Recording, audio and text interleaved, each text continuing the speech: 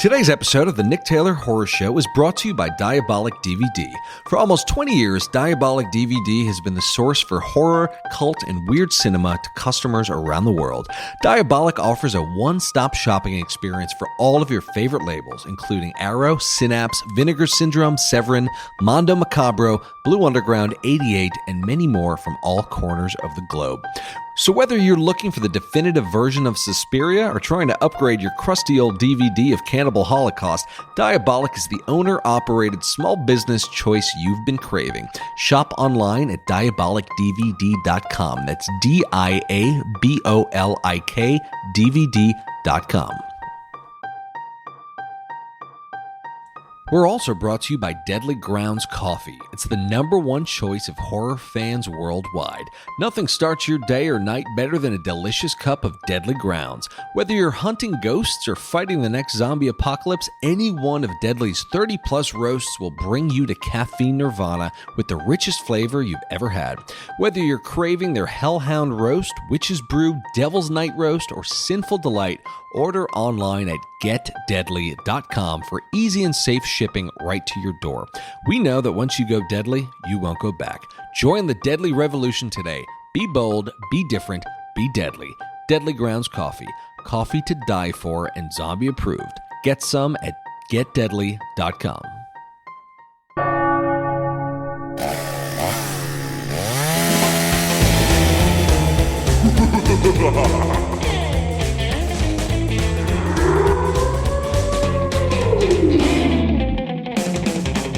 Welcome to the Nick Taylor Horror Show.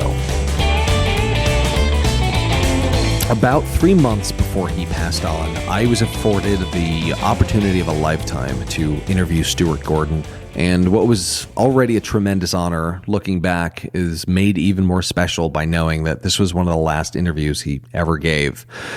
So this being episode number 50, I really could not be more proud than to present this conversation that I got to have with Stuart. When I spoke to him, Stuart was right on the heels of completing his autobiography, so he was naturally in a very reflective mood.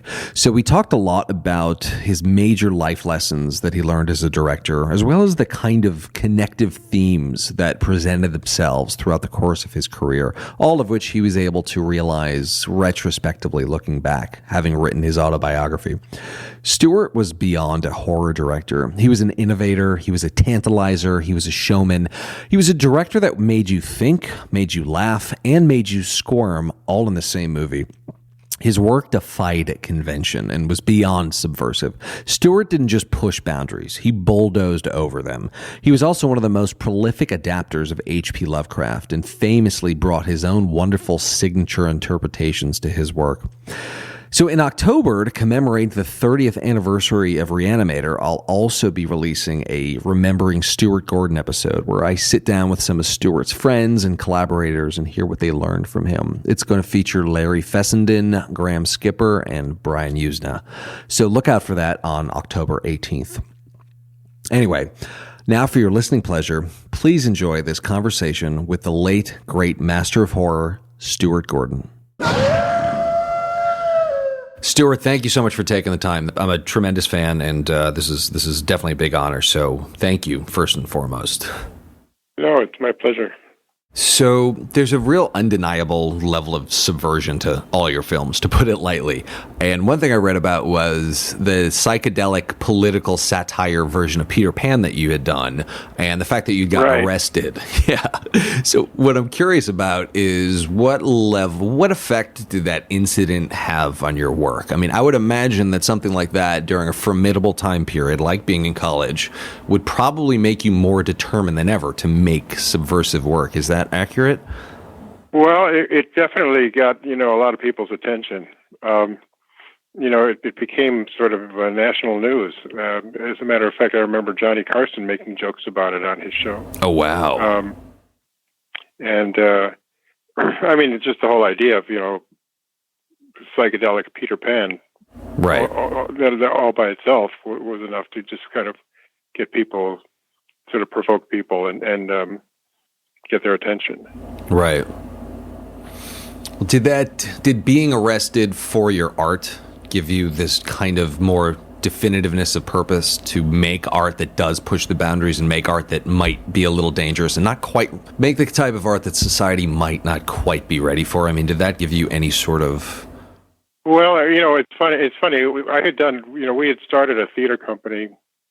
I had done a play at the University of Wisconsin called The Game Show. Mm-hmm. That was the first thing. And that was a play in which we made the audience believe that they were locked in the theater. And it was very extreme. And we had plants in the audience who, the audience believed were, fellow audience members who were beaten and oh, wow. Kind of, humiliated and so forth. And so, that show got a huge amount of attention, and that led to, one of the professors at the university offering to give me a program that I could, a summer program where we could produce 5 plays. And the idea was that they should all be kind of experimental theater. And we did all kinds of things. We did a production of Who's Afraid of Virginia Woolf that started at 1:00 in the morning. And the first act was done conventional way with men and women, and the second act was done with all women, and the third act was done with all men. Wow. So we were doing all kinds of stuff. We did a production of Titus Andronicus that was done non-verbally in a burned out building that was, there was just basically a crater where the building had been, and the audience sat on the sides of this pit, looking down and watching this, these characters, it's Shakespeare's most violent play, right?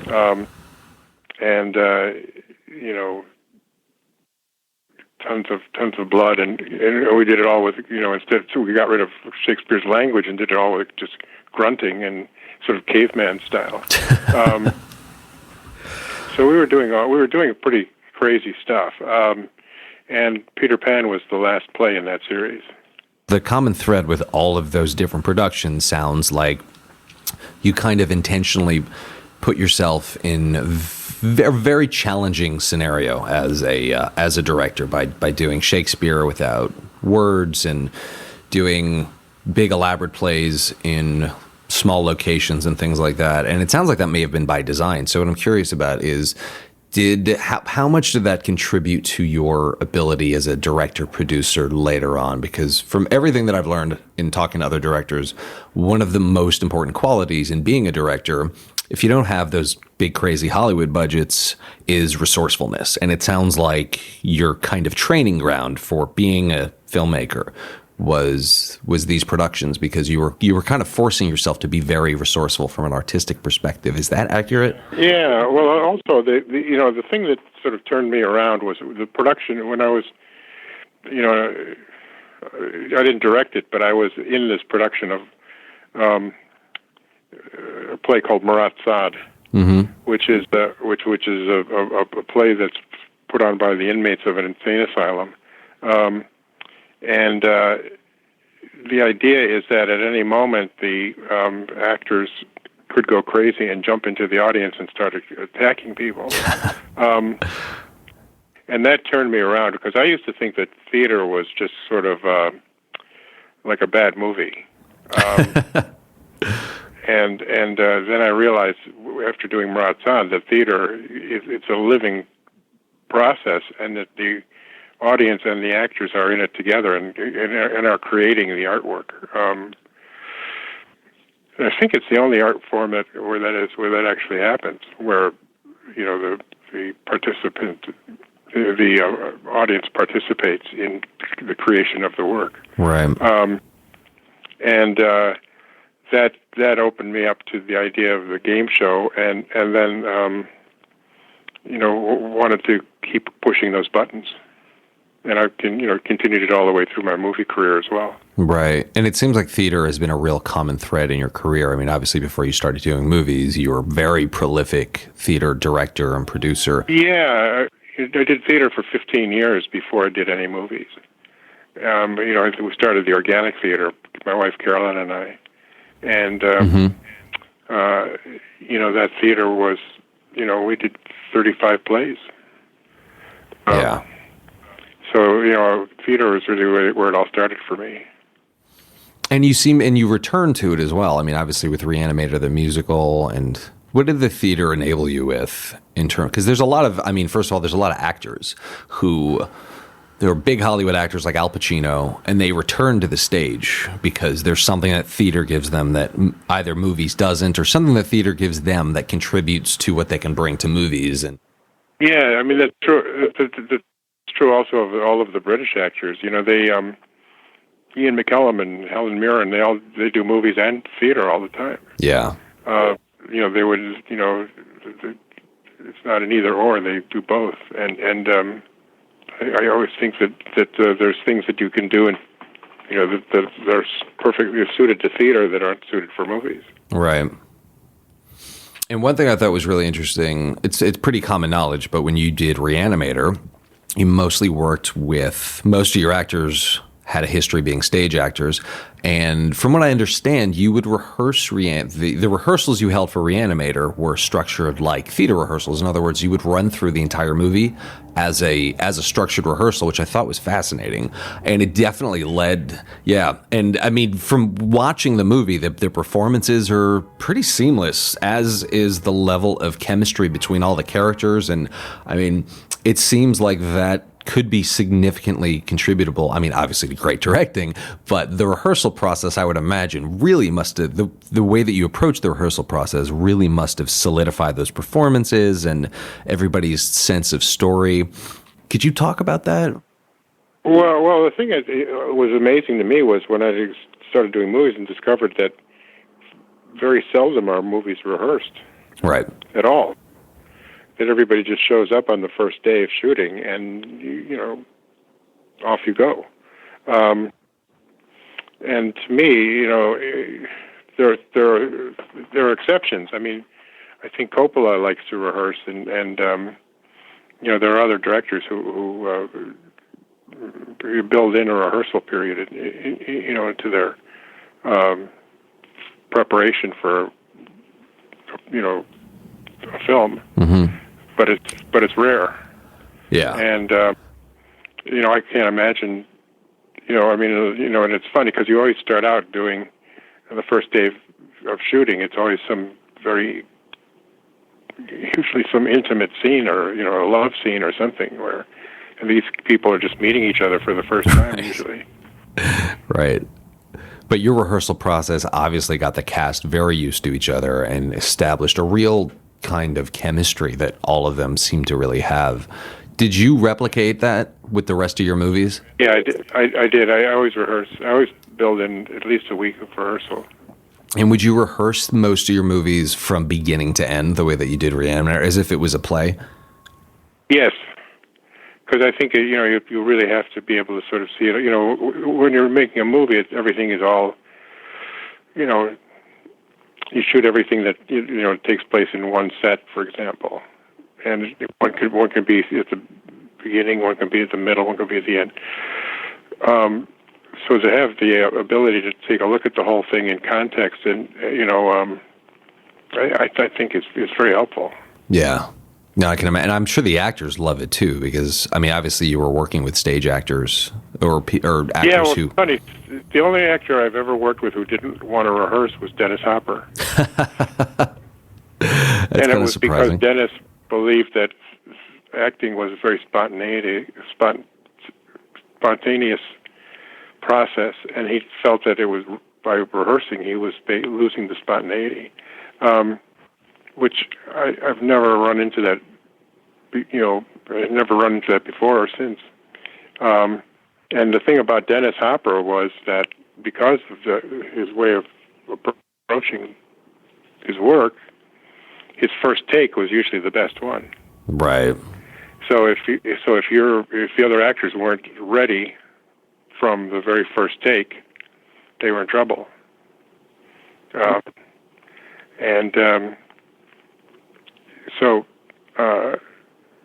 But most actors, they see rehearsal as a great gift, and it's something that's usually denied them.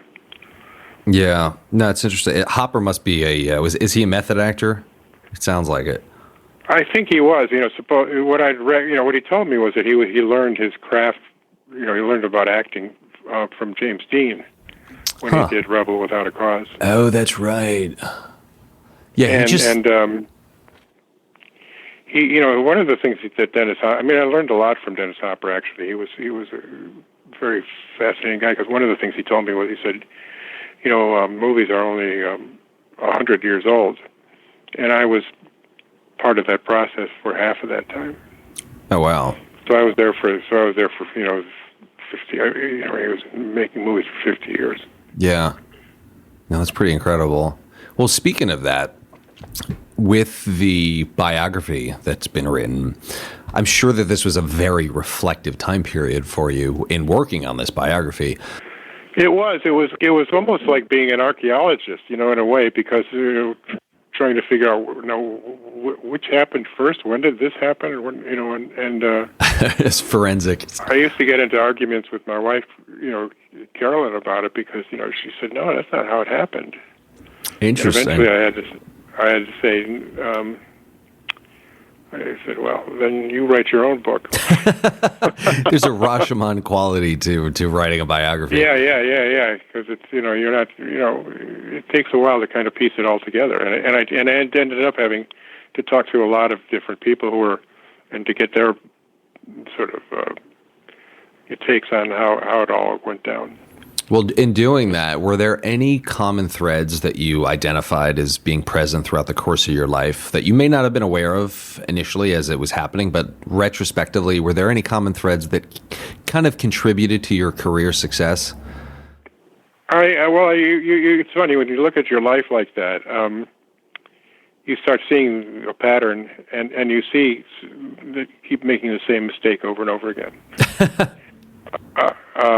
And for me, it was that I was always in a big hurry. I was always rushing. I always wanted to get something going as quickly as possible. And there were times when projects got postponed, and it turned out that the postponement was good for the project, because it gave me a little more time to think about what I was doing. You do start seeing patterns, and you have regrets about things.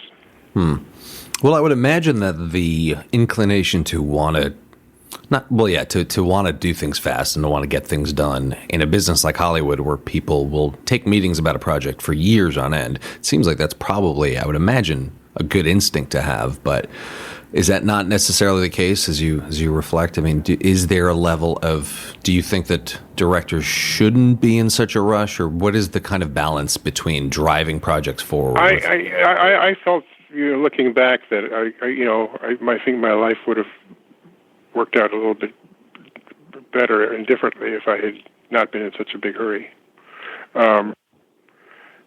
Take your time. And I noticed that there are some some directors who, take a lot of time between their projects. I mean, look at Jim Cameron, for example. Or even Quentin Tarantino. Right. They don't feel like they have to be constantly in production. Yeah. Yeah, I think in the case of Tarantino, that's by design.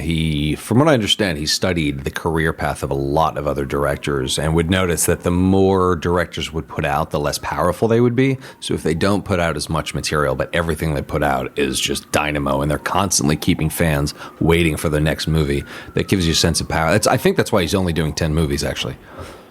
Well, he says that. I'm not sure if he's really going to follow through on that or not, Another question on the topic of acting. I mean, you've talked extensively about the importance of good acting, particularly in horror. And I hate to say this because I'm a huge horror fan, but the genre isn't exactly known for its quality of acting. But your movies all have very compelling performances.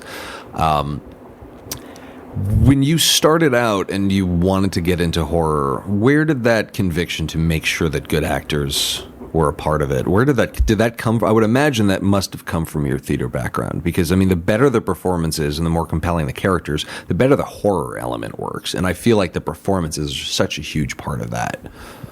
Yeah, well, I think the better, it's all, horror is really about making our audiences believe these outlandish and impossible things. So you really need good actors to be able to pull that off. People look. There's a tendency, amongst I always think sort of snobs to look down on horror. But you look at the history of movies, and it started with horror, pretty much. And so I think that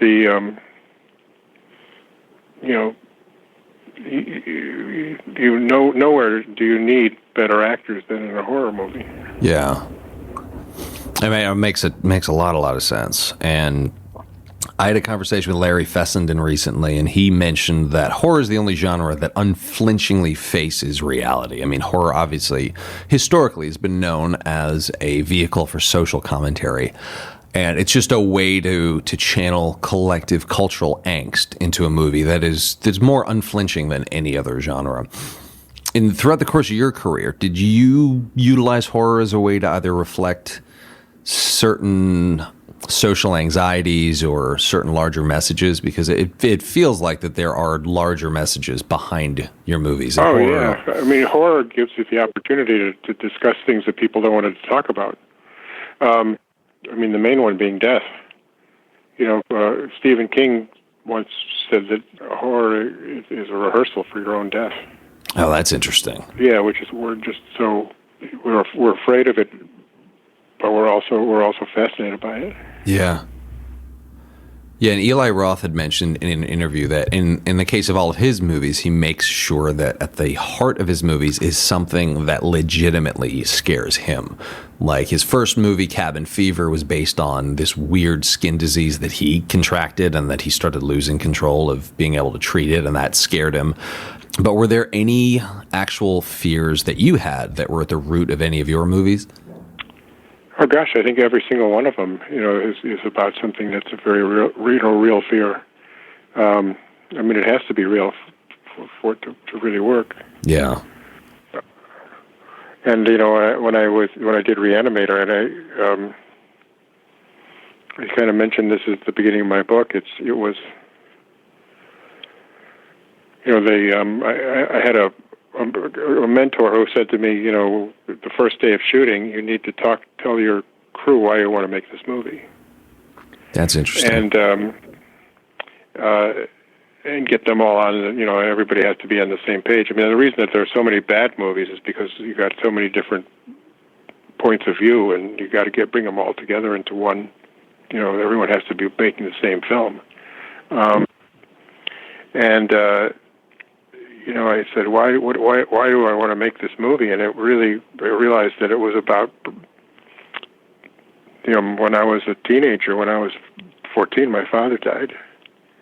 And so, the idea, I think, of Re-Animator was finding, the idea of bringing him back.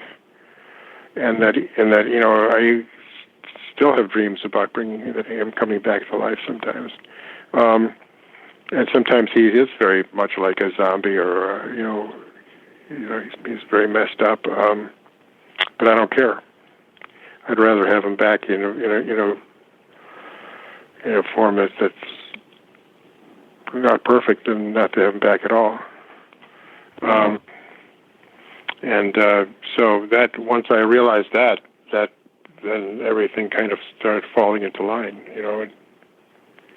And that's So, and horror is really always about subjects that people just don't want to talk about. Yeah. Yeah. Well, speaking of horror and subjects that people don't want to talk about, you've been outspoken for saying that horror and sex go hand in hand, and that the two of them and the juxtaposition of the two of them, which I thought was fascinating. You said that horror and sex go hand in hand because the two are life and death, which I never really thought about, but it does. Yeah, It makes a ton of sense. I think it's the God's honest truth. But typically in the past, sex and horror has frequently been referred to as being gratuitous, which I definitely don't agree with. But could you elaborate on why sex and horror are so interwoven? Well, like you said, it's the two sides of the same coin. And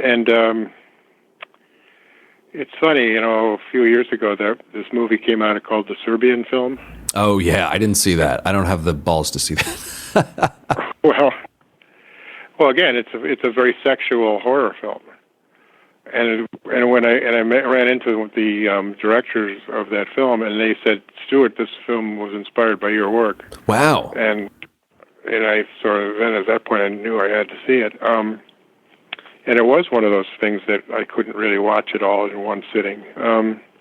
It was very, extreme. But yeah, it is the same. You can't have one without the other, really. And again, it kind of surprises me. Now it's interesting to me. One of the things that I found interesting was I watched Game of Thrones, and I was amazed at how much sex there was in that. Because for a long time, horror movies had become very puritanical. But now I think we're getting back into the sexual aspects. It seems that way. It seems like it's culturally being embraced a little bit more, which I think it serves horror very, very well. I think the two, like you said, are very much intertwined. Yeah. Well, as far as horror movies, you're obviously probably somebody who's difficult to shock, but has there been anything recently, like in the past 5 or 10 years, that has either left a scar or legitimately shook you to your core? Oh gosh, I'm trying to think. I guess Serbian film really was the one that really did kind of rock my world. But most of the stuff that I see, I'm kind of it seems kind of tame. So another thing about horror that I think that you did very beautifully was interweave comedy into it. And it didn't seem so intentional. In other words, Re-Animator has some very funny moments, but it doesn't feel like it's overly written as a comedy. Except for the get a job in a sideshow line, which always gets a laugh. But other than that, there's a number of funny moments, but they don't feel like you intended. They don't feel like they're so tongue-in-cheek. It doesn't feel overly intentional in terms of comedy. And somewhere I read that the right balance to aim for when it comes to balancing horror and comedy is to go 80% scary and 20% funny, which I thought was interesting. So I was wondering how did you approach integrating comedy into horror? Boy, I've never heard that mathematical equation before, but I don't think that you'll ever find an audience that wants to laugh more than a horror movie audience. Because laughter is the antidote to fear. If you're laughing, then you can't. It cancels out the fear. So you really want to laugh. And I always think it's a good idea to give an audience something where they can laugh, and it's not going to be at the expense of the movie. The example I always like to give is the one in Jaws. We need a bigger boat. Yeah. It gets a huge laugh, and it's because right before that line, you have this great big scare. You see the size of this creature,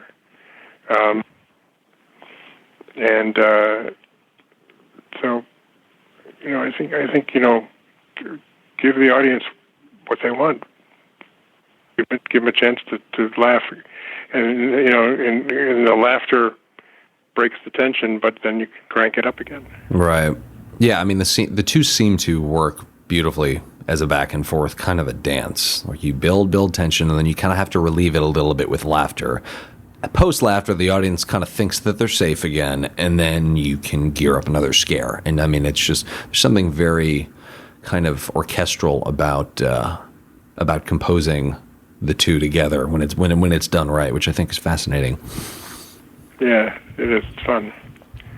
So there's a real undeniable magic between you, Brian Usna, and Charles Band as well.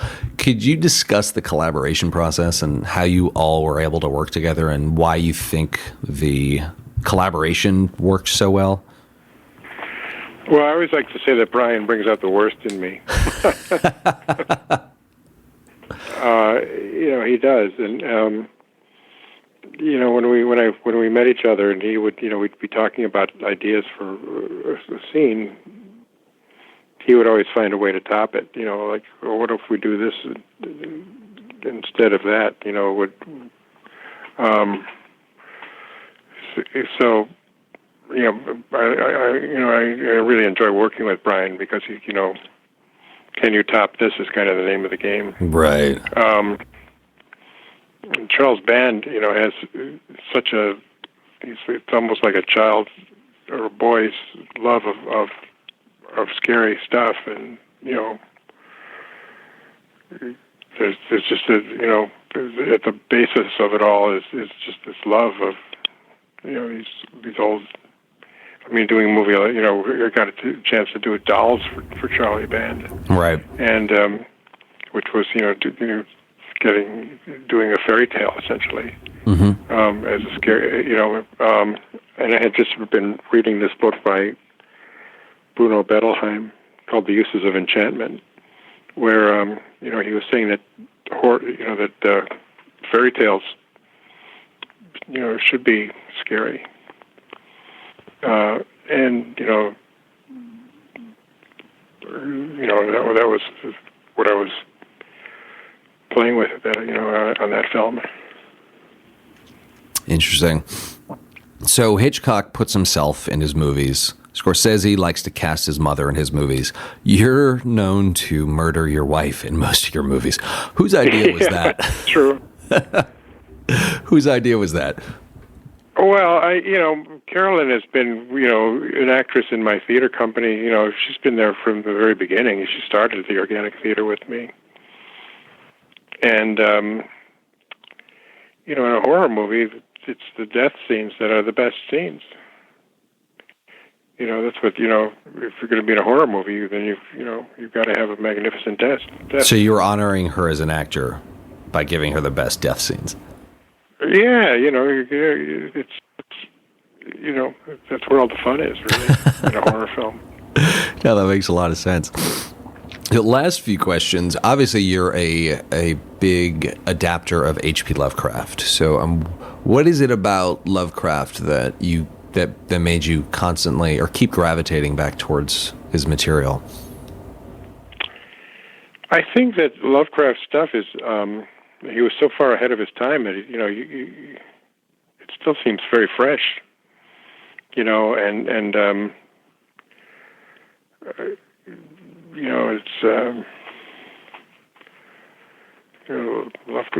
Lovecraft. There's so much of it that hasn't been done on screen. So it's sort of like a treasure trove. And it was funny, when I was a kid, I used to go see these,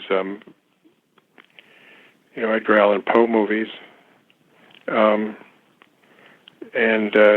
with Vincent Price, and you love those. And so when we did Re-Animator, we said, let's do a series of them like the Poe movies. Oh, okay. Interesting.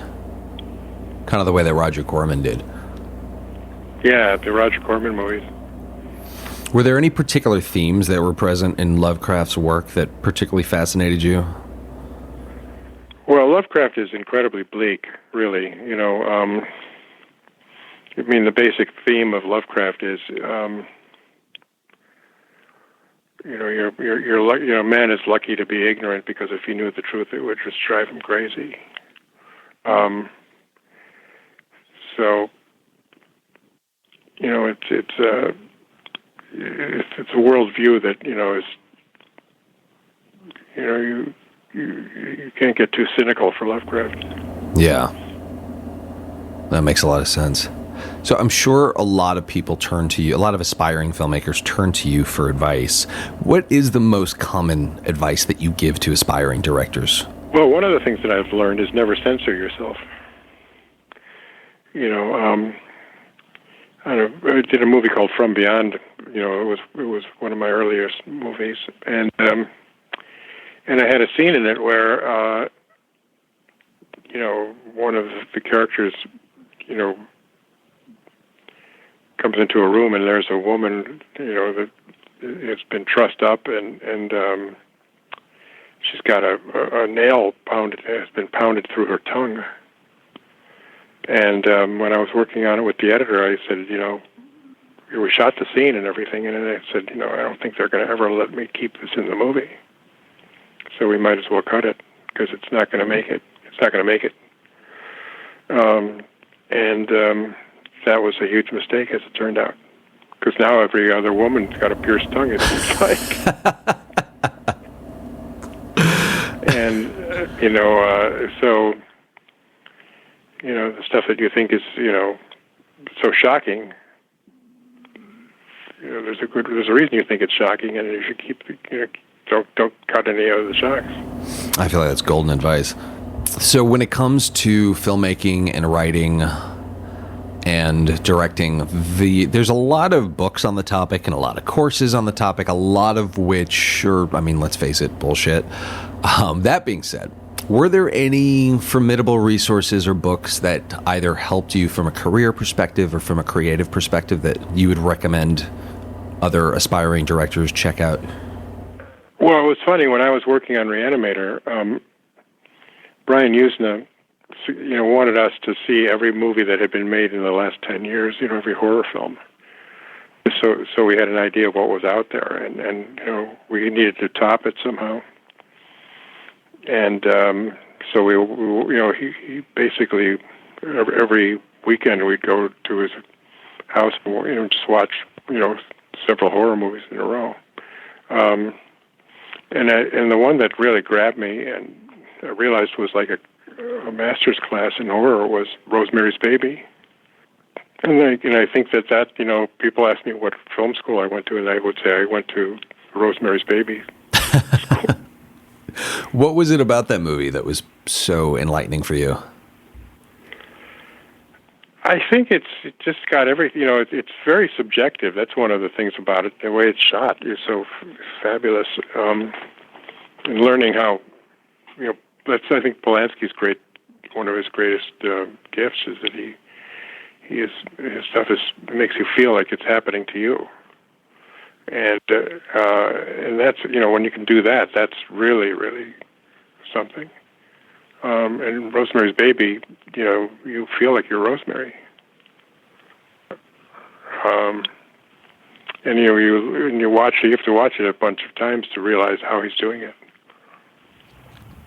Yeah, you're making me want to check it out again. But yeah, that does make the level of kind of the confusion that he puts you through as the viewer watching that movie is very synonymous with what Rosemary must be feeling. It really drives a level of empathy that I think makes the movie that much more terrifying. Not just through the use of POV shots, but there's a lot of it. It's very disorienting, the entire movie, which is partially why it works so well. Yeah, but it's also very clear. And that's the other thing, is that I think that one of the things I've learned about horror is horror needs to be very simple.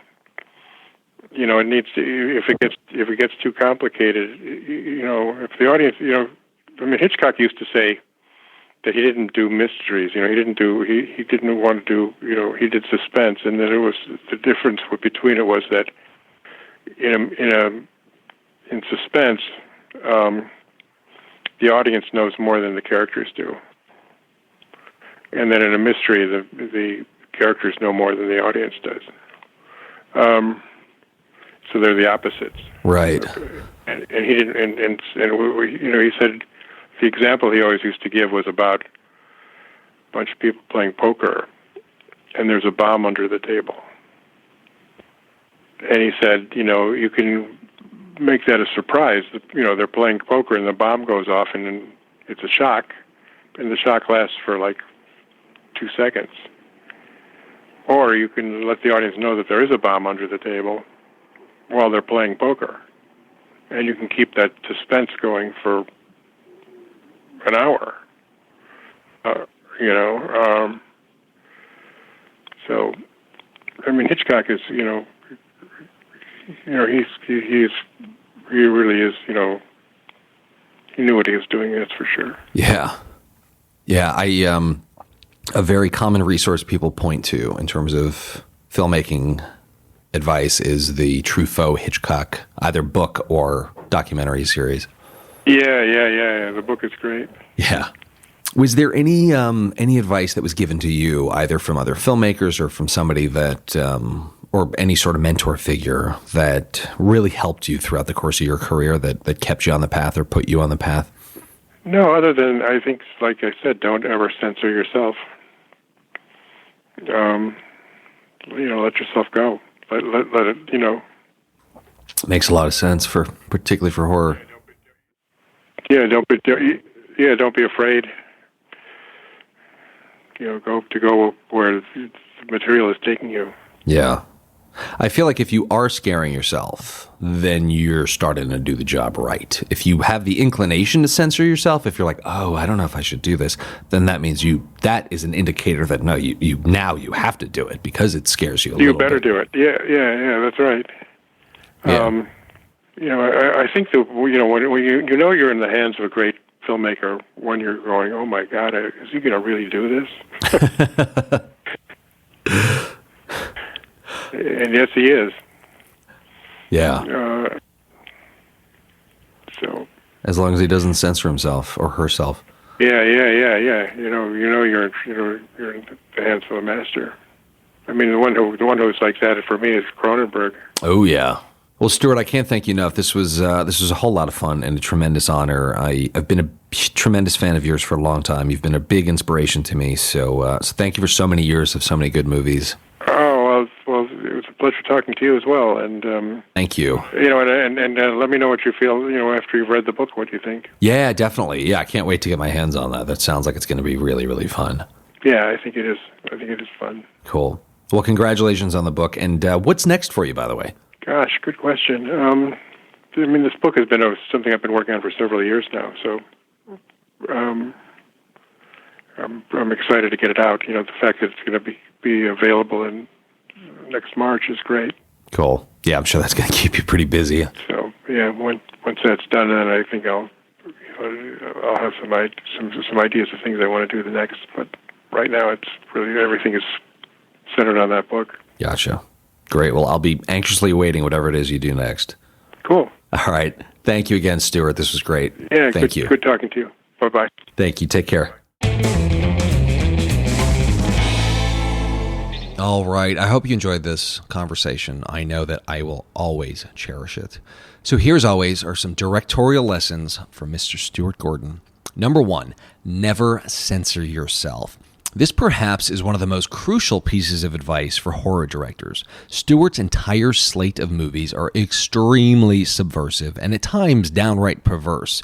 A reanimated severed head going down on a woman is without a doubt one of the most iconic moments in cinema history to a sick bastard like me. But it never would have happened had Stuart censored himself. In fact, when they brought Re-Animator to the MPAA, the film was given an X rating. So rather than edit the movie, Stuart, along with Charles Band and Brian Usna, decided to release the movie to theaters unrated, which was a very ballsy move back when it was released. But this paid off in spades because the movie is an indelible classic. Had they censored themselves, what would Re-Animator possibly have looked like? We're currently in a pretty amazing era where you can put out movies that are well removed from the judgmental eyes of the MPAA. VOD has given rise to some very extreme cinema. Movies like Terrifier, a Serbian film, Irreversible, The House That Jack Built, all pretty much do whatever the hell they want. And it's great.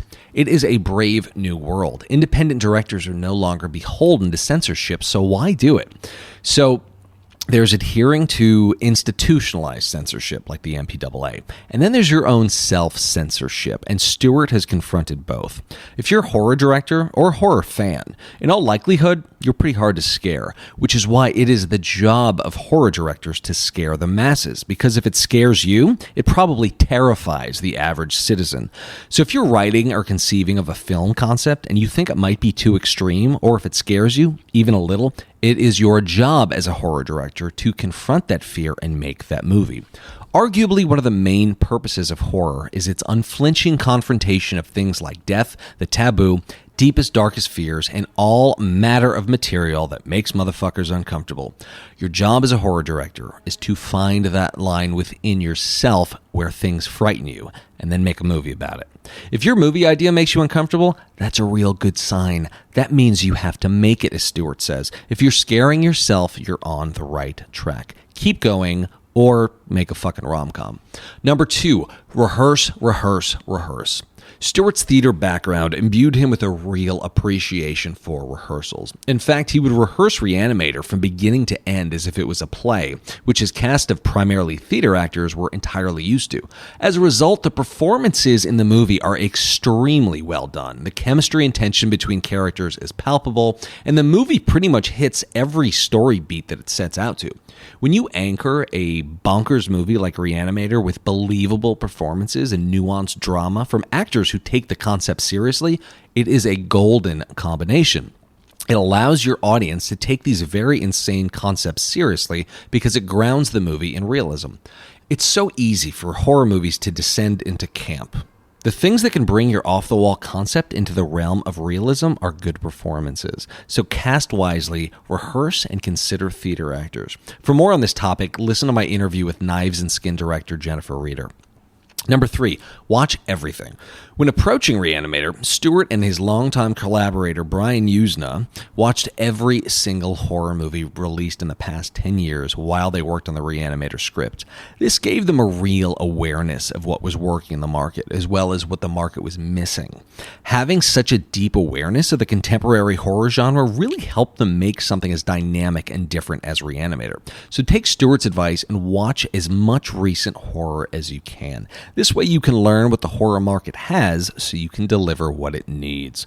Number 4, level set with your cast and crew on day 1. Stuart's movies are very specific in their mood, tones, and the overall worlds that he builds. When you have movies that are as specific as Stuart's, everybody working on them has to understand them, which is why communicating the vision of the movie to every last person on set is critical. It's no surprise that Stuart's movies are as cohesive as they are because he always made a real effort to get his cast and crew aligned. Stuart would kick off each movie by meeting with his entire cast and crew on the first day of production to tell them why he was making the movie. This ensured that everybody was on the same page, humming the same tune, and making the same movie. Considering all of the people that make up a cast and crew and post-production team, there are so many points of view and potential interpretations of things, as well as countless opportunities for details and nuances to be lost in communication. Communicating a clear vision of your film at the beginning counters this potential for misinterpretation. Anyway, thank you as always for listening, and big, huge thanks to Rachel Wilson for giving me this opportunity of a lifetime to speak with Stuart Gordon. He is very, very missed already in our community, and my deepest condolences to all of his friends and family. Thank you as always for listening.